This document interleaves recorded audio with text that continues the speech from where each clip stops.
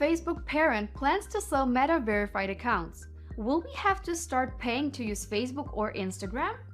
Meta, the parent company of Facebook and Instagram, has recently announced that it will start charging $11.99 a month for a blue badge on Facebook and Instagram, which is part of a new plan to sell Meta-verified accounts. Meta Verified is a new subscription service that will become available this week in Australia and New Zealand and soon will be expanded to other countries, including the US, in just a few weeks. Users will pay $11.99 a month or $14.99 if purchased on Apple's operating system to receive a blue badge and direct access to customer support. The company plans to use the service as a gradual test. To be eligible for Meta Verified, users will have to submit a government ID to prove their identity. Moreover, subscribers will be allowed to use only their legal names on their profile pages. And according to Mr. Zuckerberg, subscribers will receive extra impersonation protection against accounts claiming to be you. The company pointed out that those who already have verified accounts on Instagram and Facebook will be able to retain them at no cost, at least for now.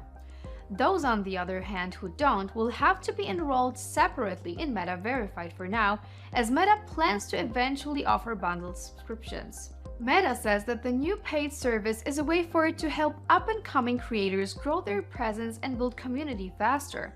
However, it remains to be seen how this new subscription service will affect content creators and their audiences. As Meta continues to invest billions in its shift to the so-called metaverse, it has been cutting costs and hunting for new income streams. The company's reliance on advertising revenue has led to this new subscription service. What do you think of this new subscription service? Would you pay for it to be verified? The biggest challenge to taking control of your personal finances, improving your investment returns, and building a better future is just getting started. This means getting organized, having a plan, and being disciplined. As Mark Twain once said, "The secret to getting ahead is getting started."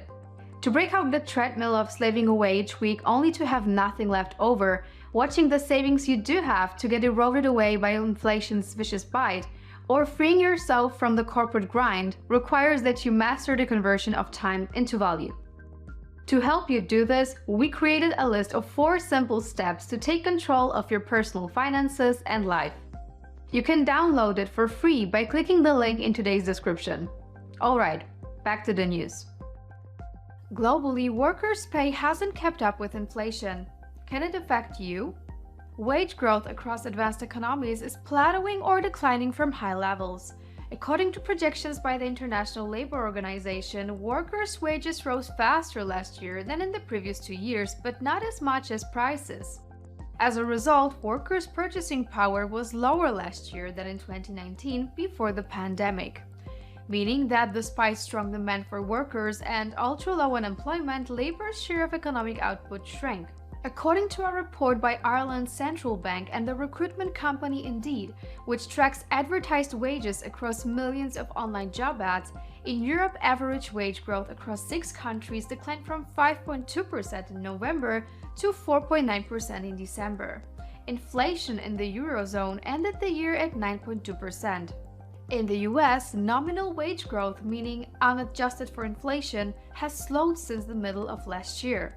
Average hourly earnings for private sector non-farm workers rose 4.4% in the 12 months through January, down from 5.6% last March and less than the 6.4% rise in consumer prices in the year through January. Last but not least, in Canada, the chief of the central bank highlighted easing wage growth to explain the bank's recent decision to pause interest rate increases after raising its key rate to 4.5%, the highest level in 15 years. Wage growth is currently running between 4 to 5% and appears to have plateaued within that range. And the risk of a wage price spiral has diminished, he said. Experts have noted that pay growth tends to lag, not lead inflation, as workers and employers adjust pay expectations to the prices they have experienced. Thus, the recent decline in pay growth might reflect with a lag the fact that inflation peaked around the summer and fall of last year in major economies like the US and the Eurozone, and has started to decline since. One of the reasons why wages never caught up with inflation in the first place is that wages tend to be changing relatively slowly and sluggishly, over months and years, while prices can change more rapidly. Companies might be reluctant of raising wages aggressively since cutting them later would be bad for employees' motivation. That's it for today's news. Remember to subscribe to our daily newsletter, We Study Markets, by clicking on the first link in the description below, and subscribe to our channel too. Thank you for watching. He told Lilu and me that he wanted us to get together for lunch once a month. He basically pretty much instructed us that the two of you, I want the two of you to meet once a month for lunch.